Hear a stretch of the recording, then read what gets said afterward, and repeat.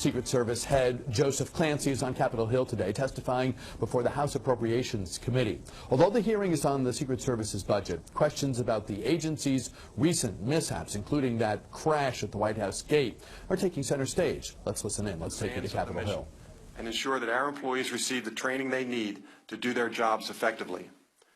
This includes critical in-service training for our agents and officers, as well as ethics and leadership development. One of the biggest mission demands over the next 18 months will be associated with the campaign protection. With less than 2 years remaining before President Obama's term in office comes to a close, the Secret Service is preparing for campaign protection requirements similar to those of 2008, the last time no incumbent president ran for office. During every campaign, the Secret Service's budget temporarily grows to accommodate the surge in protection requirements. Of the $204 million requested in 2016 for campaign protection and campaign-related NSSEs, a total of $59 million simply reflects the anticipated time special agents in the field will work protection hours in support of the campaign. When people ask how it is the Secret Service can protect multiple candidates traveling between different cities and states in a matter of hours, I point to the special agents who serve in the field offices around the country. Without the support of highly trained special agents who have experience with investigations and protection, the Secret Service would be unable to handle the surges in protective operations associated with presidential campaigns, NSSEs, and other major events. Securing the 2 nominating conventions is one of the most expensive and challenging aspects of campaign protection. These high-profile NSSEs typically last 3 to 4 days and attract more than 50,000 participants each. The Secret Service begins work months in advance to plan and coordinate comprehensive security operations to identify and mitigate threats that could cause harm or to our protectees and our dignitaries and to the general public attending these events.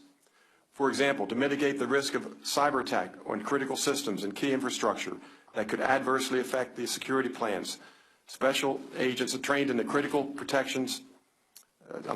systems protection are responsible for securing venues that are increasingly automated and interconnected. To accomplish its cyber protection mission, the Secret Service recruits from within the agency's electronic crimes special agent program, specifically the computer forensics and network intrusion responder disciplines. Special agents trained in these areas are responsible for the successful investigations into many of the largest known data breaches in recent memory. Just last month, a Secret Service-led investigation resulted in the arrest and extradition of Vladimir Drinkman, a Russian national who will face charges that he allegedly conspired in the largest international hacking and data breach scheme ever prosecuted in the United States. Superior performance by men and women on the front lines begins with superior leadership. To that end, I have worked to open the lines of communication between the rank and file and their supervisors. I made significant changes in top leadership positions across the Secret Service to inspire a renewed focus on staffing, training, protective operations, investigations, and professional responsibility. I am in the process of restructuring the Secret Service's executive leadership to better leverage the experience of civilian professionals while allowing law enforcement personnel to focus on their core areas of expertise. With the support of the Department and the Congress over the next several years, I am confident that we can put the Secret Service on a path to success for many decades to come. Chairman Carter, Ranking Member Roybal Allard, this concludes my testimony. I welcome any questions you have at this time. Well, we thank you, Director, for that report. I want to start off with the 800-pound gorilla in the room. What happened the other night at the White House? You know, I was in the Ukraine on a fact-finding mission with a subcommittee of this body when we learned of this, and I called directly from the Ukraine immediately to my staff to find out what happened because it kind of knocked me out of my chair, considering the discussions you and I've had. Yes, sir. And first of all, I'd like you to give us the picture you think happened, because I think what was reported in the foreign press, at least, was it sounded like they crashed through a barrier, and the first thought was an iron gate or something like that, ignoring a crime scene tape in a state of intoxication. And inquiries further, it may not have been exactly that picture that we have. So I'd like you to give us a picture of what happened, and then I'd like to talk to you a little bit about the protocols that may or may not have been violated and what protocols are in place to cover the situation here. Alcohol is part of the stressful world that an awful lot of people live in. Outside my courtroom, there was a cartoon on the wall where the judge is addressing a young trial lawyer, and he says, "You need to know the most important two tenets of the law relative to trial work: caffeine by day, alcohol by night." It was meant to be a joke. It's actually a tragic truth that in stressful jobs, those two become a major part of how people get through the day. But alcohol, as we all know, it messes up your judgment, and there got to be protocols that address this, and we have to deal with it because it's part of the life we have, and we are protecting the most important position on the face of the earth. That's your job. Yes, whoever sits in that White House, he or she are the most important person on earth politically in this world, with more power than anybody else, and therefore more enemies. So, talk to me about what happened, and let's talk a little bit about protocols. Yes, Mr. Chairman. On March 4th, 2015, our understanding is that two senior level special agents came to the White House. The initial reports, I did not hear of this incident until Monday. So this was on a Wednesday night.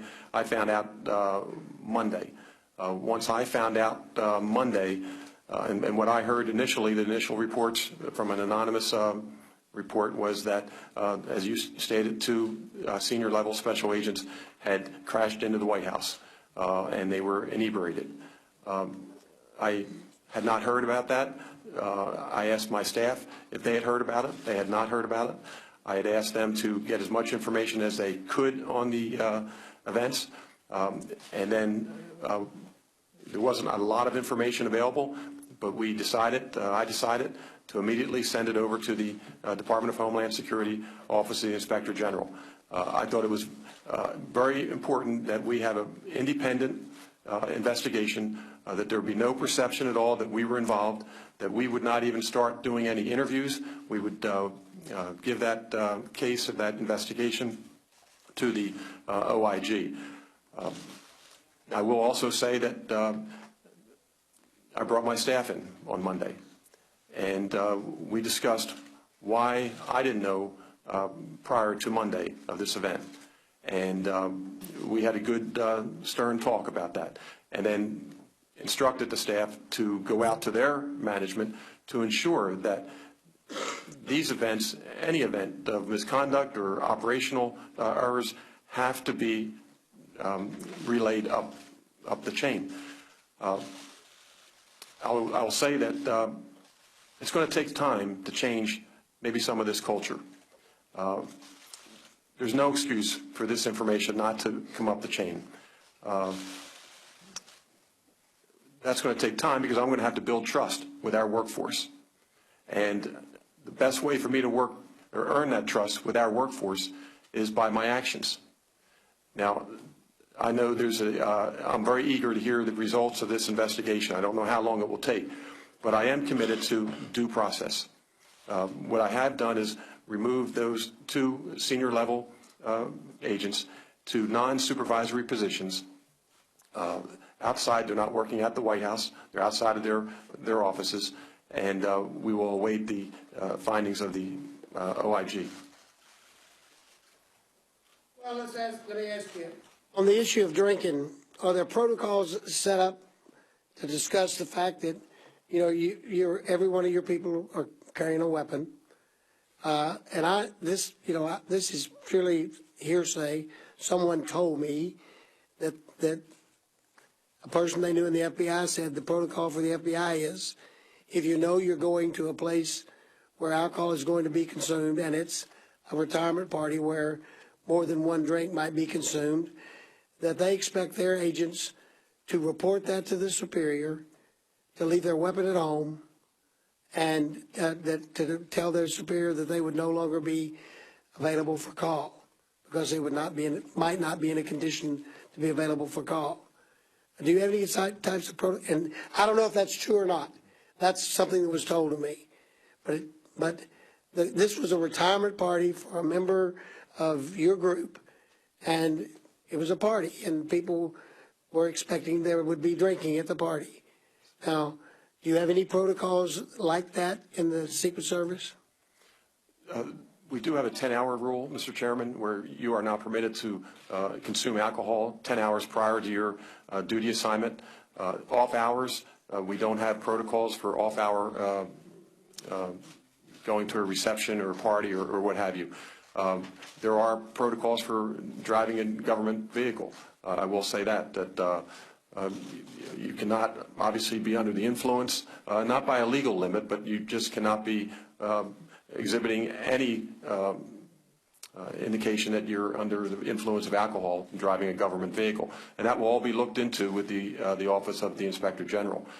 I will say that I did see a very short clip, a very short video footage of the incident that evening. And I did see the vehicle that the two agents traveled in, where they drove at a very low rate of speed onto the White House complex. So that's something that the OIG will have, and I'm sure we'll investigate that. Going forward, are you going to look into protocols that would affect a situation like this? Yes, Mr. Chairman. Anytime we have an incident this level, we certainly have to look at our protocols, look at our policies. Are they sufficient? And to be candid, I have been away for several years and was not as familiar with these policies as I should have been. They have to be readdressed. Even the indication that you may be able to get into a vehicle after having one beer, one glass of wine, that's something we're going to have to address. Well, certainly the DWI laws are pretty rough. Yes, sir. Pretty rough. Well, you and I have talked about this. You know, it breaks my heart to think that once again one of the agencies that has been a legend among the American people in the last 6 years has just gone downhill substantially, absolutely substantially, and it's a crime. Our people need heroes. You are an agency that were considered heroes that protected every president, no matter what party they were in, and did it in a very effective and efficient job. And this is really heartbreaking to have this continued conduct. I know you're new on the job, but I told you when we visited, you got a big job, and you're going to have to make heads roll. If there's a place to send people in your agency that is the Mojave Desert of the Secret Service, maybe some people need to be sent to the Mojave Desert so that they know that their behavior is unacceptable. So you think about all that.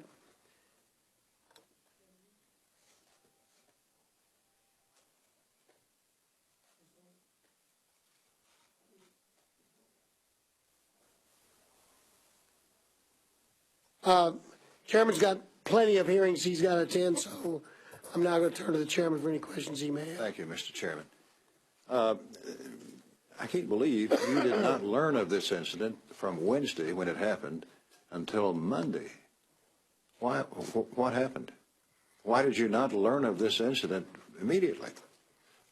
Yes, sir, and that's what we're trying to find out through, obviously, the Office of Inspector General. I don't care about the Office of Inspector General. God love them and good luck to them. You're in charge. Yes, sir. This is an administrative problem you've got, among other things. Why did you not get word from your subordinates about this incident for, what, 5 or 6 days? Yes, sir. Not knowing all the facts. First of all, you're right, Mr. Chairman. There's no, at the least of the description of these events, I should have still been informed of what transpired that evening. Anytime you have a senior level on the President's detail who is alleged to have even come through a secure area as he did that evening, I should have been informed. And we're following up on that. And there will be accountability. And I know that our workforce is listening today as we go through this hearing. And they're waiting to see how people are going to be held accountable. And this is my first test. And we'll wait for these facts to come out. We'll wait for that due process. And we'll go back through the reports that were written that evening. We'll go back through and the OIG will interview these mid-level supervisors and going up the chain. But, Mr. Chairman, you're absolutely correct. And I think part of this, again, goes to a culture of trust. Do you have the trust in your leadership that you can bring this to leadership's attention? And I've got to work to earn that trust, and I'm going to do that through my actions. Well, your actions, in my judgment, should be punishment, termination, firing people who have subordinated their command. You can't run an agency like this, for God's sakes, or any other agency, unless you have discipline in the ranks. And this is a breakdown, to put it mildly, of discipline within the ranks of your agency, and that's a cancer that can consume you. Now, were these people given a sobriety test? They were not, sir, to my understanding. Why not? Sir, I can't answer that. Who said not to do that? Sir, I can't answer that either. I don't know that those facts are have been. Well, who discovered that this had happened? Sir, it was an anonymous email that first was published, and I want to say it may have been several days later. I don't have the facts on when that was released, that email, but typically in an event like that, there would be some chatter, there would be some discussion if it occurred the way it has been described. Well, who was the agent in charge at that time at the White House? There is a watch commander. There's at a captain level who would have been in charge of the White House complex at that time, certainly during that incident with. Who was that? By name, sir? Yes, sir. I believe it's Braun, sir. Bronson? Braun, B-R-A-U-N, and my staff can correct me if that is incorrect. He was the person in charge of the White House detail at that period of time.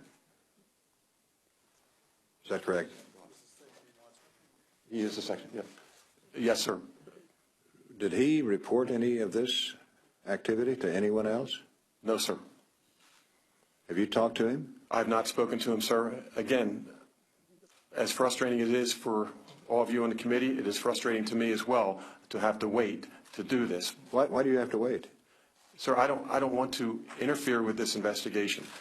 In the past, when we've seen investigations where different people have interviewed witnesses, stories are perceived differently, and I don't want to have any impact on that investigation. Have you asked Brown for a report on what happened? I have asked to see the report, and I have seen nothing that indicates any written report indicating that this event, as described, had occurred. What kind of barricade was it that they broke? Sir, it was it's an orange construction type barrel, which when the vehicle approached, initially it backed up because on 15th Street and East Street, which you may be familiar with, you may have come in sometimes on 15th and East Street. This orange barrel didn't allow the vehicle to go through. It was to the right of the bumper, so they nudged this barrel out of the way. The barrel did not fall over. They nudged it over. They moved up to the checkpoint where the officer typically would be positioned, and it appeared that they were showing their badges to go through the checkpoint. And then that's the extent of the video that we saw as they continued to progress forward.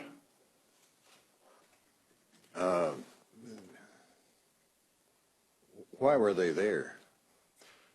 Sir, my understanding is that the passenger in the seat in the vehicle was returning to get his vehicle. They had been at the reception, and they left together the passenger had his vehicle parked at the White House complex. Well, needless to say, we want to get to the bottom of it right away, and I'm disappointed that you have not waged your own vigorous, tough investigation of this that occurred on White House grounds by security agents who appeared to be inebriated.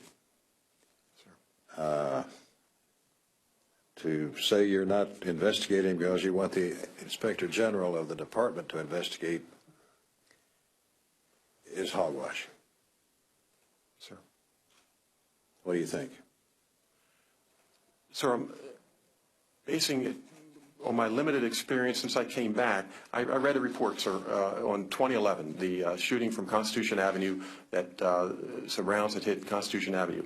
And one of the officers, I remember reading when I first came back, was that this individual was interviewed 3 different times by our agency, by the OIG, I believe, and by the Federal Bureau of Investigation. And my recollection is that each of those interviews was different, which distorted the facts. What were the facts, and what did that officer truly see and hear?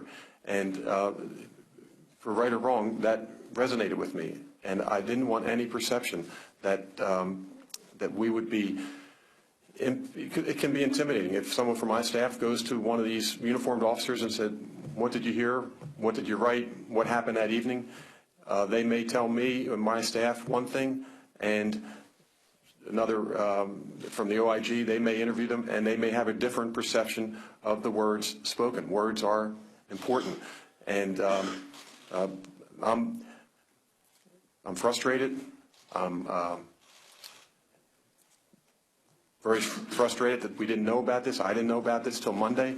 I'm frustrated that I can't act until we get all the facts, because I know that our workforce is waiting.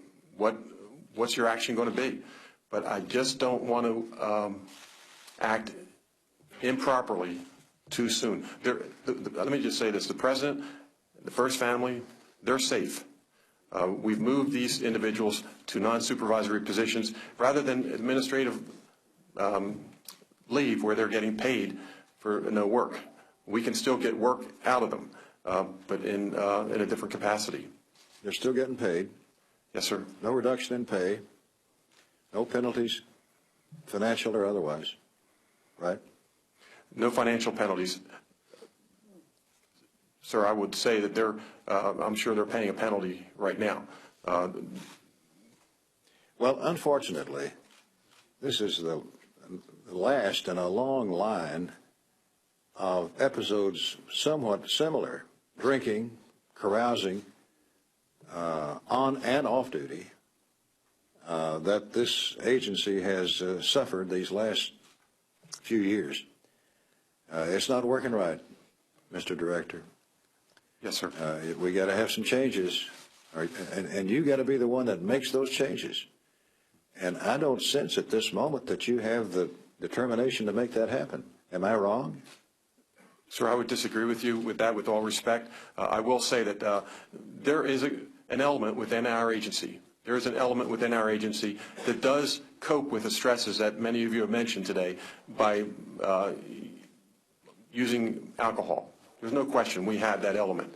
We also have other elements in our agency that go to a different route. Some go to exercise, some go to religion, some go to their family to cope with these stresses. But we do have an element that goes to alcohol. 3-4 weeks ago, we kicked off an initiative, a work-life initiative, to look at these stresses that our people are under. And they are considerable. There's no excuse for the actions. We have to take, there has to be self-discipline, self-accountability, but the head of the Secret Service, Joseph Clancy, appearing before a House panel trying to describe and to explain for lawmakers the reaction that his agency has taken, particularly in the wake of that incident where officers who'd been to a party slammed their car into a White House fence. You can see and you can hear that lawmakers aren't buying it. They're not happy. and the grilling continues. A tough time, clearly, for the brand new head of the Secret Service. Live coverage for you here on News Channel 8.